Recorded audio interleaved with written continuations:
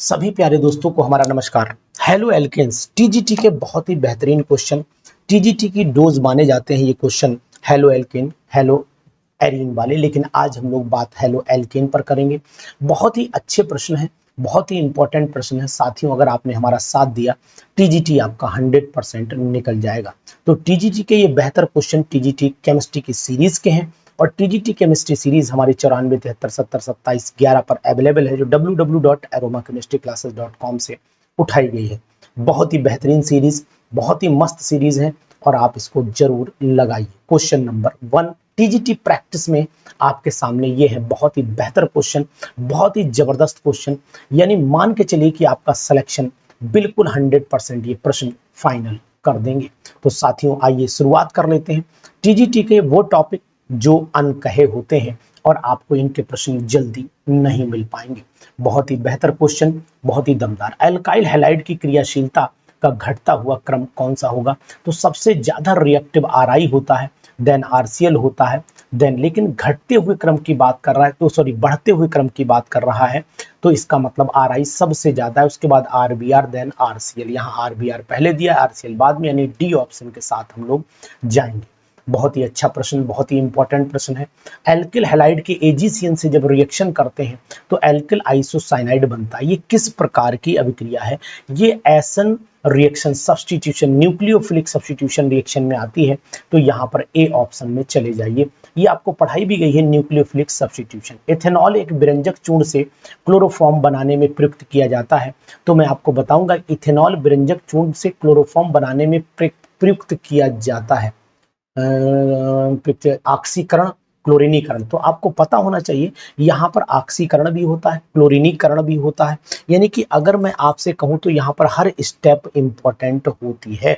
तो यहाँ डी यानी कि पहली स्टेप में हमेशा आपने नोट किया होगा कि ऑक्सीडेशन होता है, फिर क्लोरीनेशन होता है, देन उसका हाइड्रोलिसिस हो जाता है। तो बहुत ही important, very very important this question.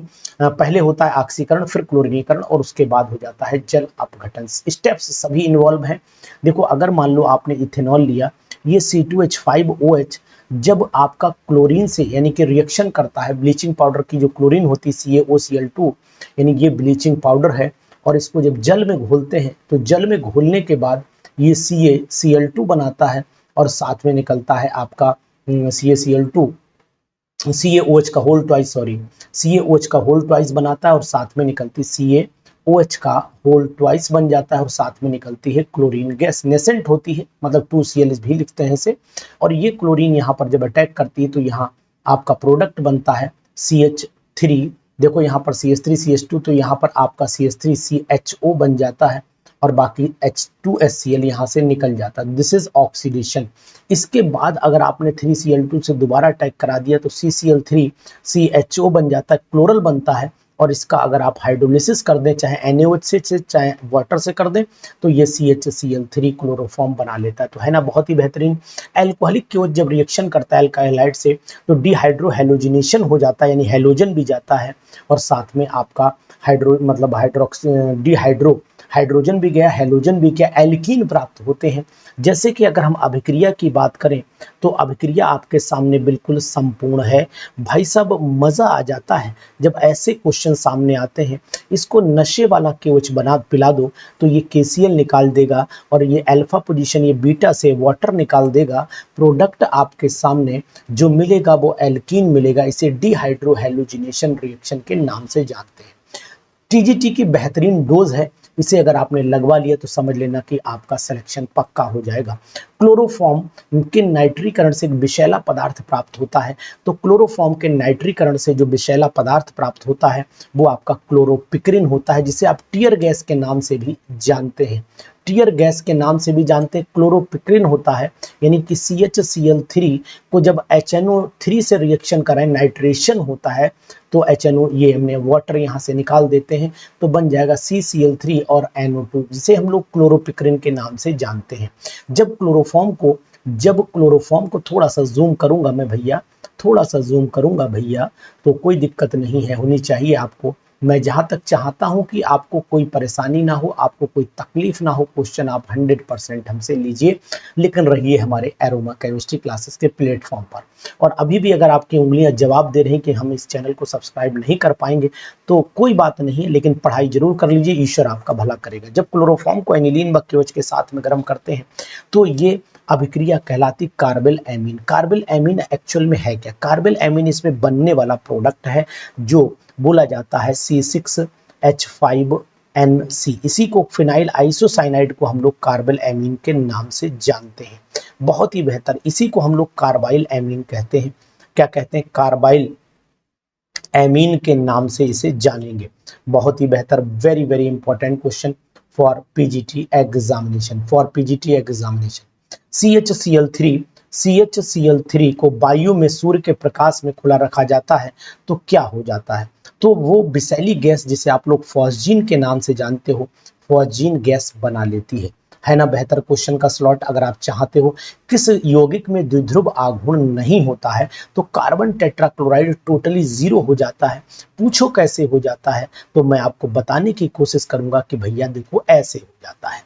ये क्लोरीन अपनी तरफ इलेक्ट्रॉन खींचेगा तो ये क्लोरीन कहेगी यार क्या कर रहे हो यार, मैं भी खींचूंगा। तो ये क्लोरीन ऊपर छत से खींचती, जमीन से खींच लेती है।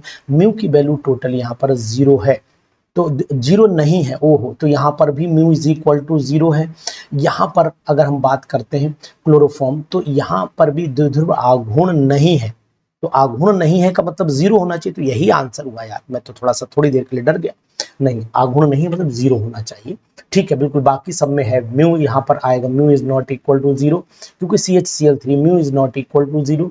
यहाँ पर भी mu is not equal to 0, वही 0 है। बहुत बेहतर यार, क्या थोड़ा सा हल्का समय विविध का। निम्न में से कौन सा पदार्थ फ्रीऑन है? तो क्लोरोफ्लोरोकार्बन को फ्रीऑन के नाम से जाना जाता है। तो यहाँ पर आप ए को ऑप्शन लगा लीजिए। मजेदार क्वेश्चन। निम्न अभिक्रिया क्रम में अगर आप आगे देखते हैं तो निम्न अभिक्रिया क्रम में ये प्रोडक्ट आपके सामने, तो यहाँ CN आ जाएगा। हाइड्रोलिसिस कराओगे तो COOH आ जाएगा। तो यहाँ पर फिलहाल मैं लिख देता हूँ CH3CN लिख देता हूँ, और यहाँ पर आपका कंपाउंड CH3CN ये बन गया। इसका हाइड्रोलिसिस कराओगे तो आपका कंपाउंड बनेगा, B और C बनाया, लेकिन हाइड्रोनियम आयन की प्रेजेंस में हाइड्रोलिसिस करा दी। थोड़ा सा क्वेश्चन डाउटफुल जा रहा है, कोई बात नहीं। अगर हाइड्रोलिसिस कराओगे तो CH3COOH बनना चाहिए, OH बनना चाहिए, यानी प्रोडक्ट हमारे सामने जो मिलना चाहिए वो मेरे हिसाब से फिर तो यही 2 आने चाहिए। D ऑप्शन आना चाहिए, मतलब ये मिलना चाहिए ये प्रोडक्ट। और लेकिन C इन्होंने अमोनिया दे दिया, C का यहाँ पर कोई यूज नहीं है। यही आंसर रखिए आप, बाकी चक्कर में बिल्कुल नहीं फंसिए, क्योंकि B+C, तो B+C का कोई ऑप्शन है ही नहीं, ऑप्शन ही नहीं है ना, वहां पर कुछ और प्रोडक्ट बना नहीं। AgCl है तो AgCl तो सवाल ही नहीं उठता, तो फिर आप यहाँ पर यही रखिए, क्योंकि अगर अमोनिया के साथ हीट किया गया होता तो बात अलग होती। इसलिए यहाँ पर आप इसको सेट कर लीजिए, BC की छोड़ दीजिए, C यहाँ पर हटा दीजिए, ये हटा। अब आगे प्रोडक्ट आ जाता है, बहुत ही बेहतरीन क्वेश्चन। निम्न में से कौन सा जैम डाई हैलाइड, आहा क्या रसगुल्ला रखा है। जैम डाई हैलाइड जो विसिनल और जैमिनल समझ लो, जैसे ये कंपाउंड है, यहाँ पर Cl लगा दो, यहाँ Cl लगा दो, और यहाँ CH2 कर लो, या फिर यहाँ CH और यहाँ CH3 कर लो, यहाँ Cl कर लो, यहाँ Cl। ये कंपाउंड आपके जैम कहलाते हैं। जैम का मतलब होता है जैमिनल जितने भी हैं, ध्यान दे लो, इस पे बहुत सारे लोग कंफ्यूज रहते हैं, बहुत सारे लोगों को इस पर डाउट रहता है कि सर जैमिनल और विसिनल में अंतर क्या है। तो मैं आपको बताने की कोशिश करूंगा। जहां पर जैमिनल होगा वो एक ही कार्बन पर, नोट करो इस बात को कहीं पर, जैमिनल में एक ही कार्बन पर 2 हैलोजन लगे होंगे, वो कहलाते हैं जैमिनल। क्या कहलाते हैं? फिर से बताऊं आपको, जैमिनल कहलाते हैं। फिर से बताऊं आपको, जैमिनल कहलाते हैं। फिर बोल रहा हूं, जैमिनल कहलाते हैं। मैं 4 बार इसलिए बोल रहा हूं कि आपको समझ में ये बात आ जाए। जैमिनल हो गया, समझ गए ना बात। अब इसी तरीके से एक वर्ड होता है विसिनल। तो विसिनल का मतलब क्या होता है? विसिनल का मतलब होता है एडजेसेंट कार्बन पर लगा होना। तो अब आप ये भी नोट कर लो कहीं पर कि एडजेसेंट कार्बन का मतलब हुआ, जैसे हम यहाँ कहें CH2Cl और ये कहें CH2Cl, तो ये विसिनल हो जाता है, ये विसिनल हो जाता है। तो आपको समझ में आ गया होगा कि हम लोग जेमिनल और विसिनल कहाँ कहाँ यूज करेंगे। तो ये चीज भी आपके दिमाग में रहनी चाहिए। कारण ये कि ऐसे क्वेश्चन भी एग्जामिनेशन में परेशान करने के लिए आ जाते हैं, जेमिनल और विसिनल कैटेगरी वाले। तो अब आपको जरूर याद रहना चाहिए, मेरे हिसाब से अब आपको जरूर याद रहना चाहिए कि जेमिनल और विसिनल में क्या डिफरेंस है। याद हो गया ना? अब आगे बढ़ें, आगे बढ़ें। आप अगर कहें तो हम आगे बढ़ते हैं, क्योंकि कुछ छोटे छोटे टर्म ऐसे होते हैं जो आपको हमेशा परेशान करते रहते हैं। अब मैं आपसे यही कहूँगा कि जैसे कि अगर आपसे कहा जाए कि ब्रोमोफॉर्म है, ब्रोमोफॉर्म बताओ ये जेमिनल है कि विसिनल है, तो आपको पता होना चाहिए। जेम डाई हैलाइड भी पढ़े होंगे आपने, विसिनल डाई हैलाइड भी पढ़े होंगे, तो जेमिनल और विसिनल में आपको जरूर अंतर पता लगा होना चाहिए। ठीक है, याद हो गया आपको, भूलेंगे तो नहीं। बढ़े आगे, चलिए आपने कहा बढ़िए तो चलो हम बढ़ लेते हैं। शाबाश, वेरी गुड, बहुत सुंदर। इसी तरीके से निम्न में से कौन सी अभिक्रिया स्ट्रेकर अभिक्रिया, स्ट्रेकर अभिक्रिया समझते हैं? स्ट्रेकर अभिक्रिया का मतलब होता है कि यहाँ पर एक्चुअल में देना क्या चाहिए था। देखो, अगर आप देखते हो तो ये आप नोट कर पा रहे होगे, फ्रीडल क्राफ्ट रिएक्शन बोली जाती है, फ्रीडल क्राफ्ट रिएक्शन। तो अब आप जानते हो कि अगर आपने जो 15th वाला क्वेश्चन है इसको ध्यान से पढ़ने की कोशिश करिए तो आपके सामने ए ऑप्शन एक दिया है, ये फ्रीडल क्राफ्ट का है। ठीक है, फ्रीडल क्राफ्ट का है। ये आपका फिंकेलस्टीन का है, ये बोरोडाइन का है। तो यहां पर मैं लिख देता हूं ये फ्रीडल क्राफ्ट है, ये फ्रीडल है। ये आपका फिंकेलस्टीन है, फिंकेलस्टीन है। और ये आपका बोरोडाइन हुंसडेकर है। और ये आपका हो गई स्ट्रेकर रिएक्शन। कौन सी हो गई? स्ट्रेकर, STRE स्ट्रेकर रिएक्शन ये हो जाती है। तो डी ऑप्शन यहां पर आप राइट कर लीजिए। ये आपने नोट कर लिया। बहुत ही बेहतरीन क्वेश्चन, बहुत ही इंपॉर्टेंट क्वेश्चन। तो आप इस तरीके के क्वेश्चन जरूर करते रहिए, क्योंकि हम चाहते हैं कि सिलेक्शन आपका इस बार यार फाइनल हो जाए। बहुत हो गया लड़ते लड़ते, अब तो मत लड़ो इन पेपरों से, पेपरों को फाड़ दो, पेपरों को फाड़ दो और सिलेक्शन के लिए दहाड़। तो चलिए आगे हम आ जाएं नेक्स्ट क्वेश्चन पर। बहुत ही जबरदस्त क्वेश्चन नंबर 16। क्लोरोफॉर्म को NaOH के साथ जब गर्म करेंगे तो फिर क्या प्रोडक्ट मिलना चाहिए जनाब? तो मैं आपको जरूर सलाह दूंगा कि जब NaOH और क्लोरोफॉर्म यानी कि CHCl3 और NaOH को जब आप गर्म करोगे तो सोडियम फॉर्मेट प्राप्त होता है। क्या प्राप्त होता है? HCOONA प्राप्त होता है, सोडियम फॉर्मेट प्राप्त होता है। तो बी ऑप्शन यहां पर हम जाएंगे, बी के साथ में जाएं। चलिए, वेरी गुड, शाबाश। निम्न एल्काइल हैलाइड में कौन सा नाभिक स्नेही न्यूक्लियोफिलिक सब्स्टिट्यूशन रिएक्शन पर कार्बोनियम आयन बनाएगा, मतलब कार्बो कैटायन बनाएगा। और कार्बो कैटायन हमेशा 3 डिग्री यानी कि अगर मान लीजिए 3rd डिग्री का आपने ये एल्काइल हैलाइड ले लिया साहब, तो यही बनाएगा कार्बोकैटायन। तो यहाँ पर सी ऑप्शन आप लगा लीजिए। बहुत ही बेहतर सीरीज यार, क्या जलवे वाली सीरीज है।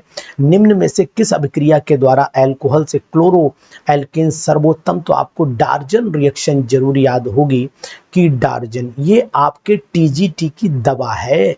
इसे TGT की दवा मान लीजिए आप, TGT का डोज है ये। बेहतरीन, आप पढ़ लो, क्वेश्चन मिलने निश्चित हैं। 19वें क्वेश्चन पर आइए। वायु और प्रकाश के संपर्क में रखा क्लोरोफॉर्म सिल्वर नाइट्रेट के विलयन के साथ सफेद अवक्षेप दे देता है।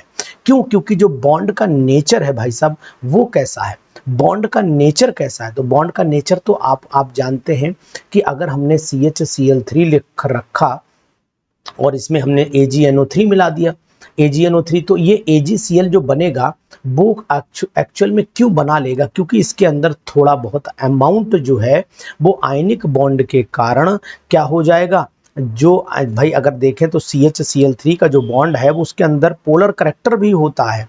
ये तो कैंसिल आउट कर देता है, लेकिन ये अपनी तरफ खींचेगा इलेक्ट्रॉन को और इसकी तरफ से खींचेगा तो पार्शियल पॉजिटिव पार्शियल नेगेटिव हो जाता है।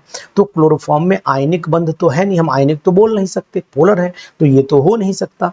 क्लोरोफॉर्म में बंध कोवेलेंट है, ये बात ठीक है, लेकिन उससे क्लोरोफॉर्म नहीं बनेगा। क्लोरोफॉर्म में कुछ अमाउंट जो है वो HCl का रहता है, वही Cl जो होता है निकल करके रिएक्शन जब करता है तो AgCl का व्हाइट अवक्षेप बना देता है ना। बेहतरीन क्वेश्चन, जलवेदार है बहुत भाई। आयोडोफॉर्म सिल्वर नाइट्रेट के साथ में पीला अवक्षेप देता है, उसी तरीके का ये क्वेश्चन ये भी आ गया। एक्चुअली में आयोडोफॉर्म CHI3 जो आयोडोफॉर्म का सूत्र होता है वो CHI3, इसमें AgNO3 जो होता है वो AgI बनाता है, लेकिन AgI का ही तो पीला अवक्षेप होगा, तो HI की उपस्थिति है या इसका बॉन्ड है ना। इसमें एक्चुअल में क्या होता है, इसमें जो आयोडीन होती है, ठीक है, इसमें जो धीमे विघटन से बनी आयोडीन है वो चीज इन्वॉल्व हो जाती है। तो यहाँ आंसर जो आप सोच रहे हैं वो नहीं है साहब, यहाँ आंसर है C वाला। निम्न में से रीमर टाइमन रिएक्शन कौन सी है? तो पहली वाली तो फ्रैंकलैंड रिएक्शन है, ये तो आपने देखी। दूसरी आपकी ये हो गई आपकी कौन सी रिएक्शन, ये हो गई आपकी फ्रैंकलैंड, ये फ्रैंकलैंड हो गई। ये वाली रिएक्शन आपकी कार्बेलैमीन हो गई, कार्बाइलैमीन हो गई। ये वाली रिएक्शन आपकी आयोडोफॉर्म हो गई, आयोडोफॉर्म हो गई। और अब रीमर टीमन नहीं दिखी अभी भाई साहब, रीमर टीमन मिल गई, ये भैया रीमर टीमन रिएक्शन है, राइमर टीमन रिएक्शन इसी को कहते हैं। तो डी ऑप्शन हमारा यहाँ पर राइट ऑप्शन है। अच्छे क्वेश्चन है। निम्न में से कौन सा पदार्थ गंधहीन है? तो आप जानते हो कि क्लोरोफॉर्म में स्मेल होती है कि नहीं होती, आपको पता है, पता है होती है। फेनिल आइसोसाइनाइड में भी, आयोडोफॉर्म में, लेकिन फ्रीऑन में कोई स्मेल नहीं होती है। ये गंधहीन गैस में गिनी जाती है, बहुत ही होती है, महसूस नहीं होती है। निम्न एल्काइल हैलाइड में कौन सा जल से अपघटित होकर एल्कोहल बना लेगा? तो आपको पता होना चाहिए जो बॉन्ड लंबाई ज़्यादा होगी, जो टूटेगा आसानी से, वही प्रोडक्ट अच्छे से बना लेगा। तो और दूसरी बात देखो यहाँ सपोर्टिंग भी लगा, ये बहुत जल्दी बनाएगा, तो इसका मतलब ये अल्कोहल आसानी से बना तो ये भी लेंगे, लेकिन ये थोड़ा मुश्किल से बनाएंगे। जल बनाता है, निम्न कौन सा जल से अपघटित होकर अल्कोहल बनाता है? तो अल्कोहल यही आराम से बनाता है, 3 डिग्री का कार यही जल्दी बनाएगा, SN1 रिएक्शन के माध्यम से, ध्यान दीजिएगा। तो 23 वाले का जो जवाब है वो आपने C बेहतर कर लिया है। हैलोजन के सक्रियता का क्रम आप जानते हो, सक्रियता के क्रम में कोई समझना नहीं, सोचना नहीं है, सबसे ज्यादा रिएक्टिव 3 फिर 2 फिर 1 होता है ये क्वेश्चन। तो आपको ये 24 क्वेश्चन हमारे कैसे लगे जरूर कमेंट बॉक्स में जाकर के बताइए। TGT की बेहतरीन तैयारी होगी हमारे चैनल एरोमा केमिस्ट्री क्लासेस पर, हिंदी और इंग्लिश दोनों में। इंग्लिश के लिए जो हमारा एरोमा केमिस्ट्री क्लासेस का गोल्डन कलर का लोगो है उसको सिलेक्ट कीजिए, और हिंदी के लिए आप ब्लू कलर का जो लोगो है। तो मिलते हैं फिर हम कल नए टॉपिक के साथ। Thank you.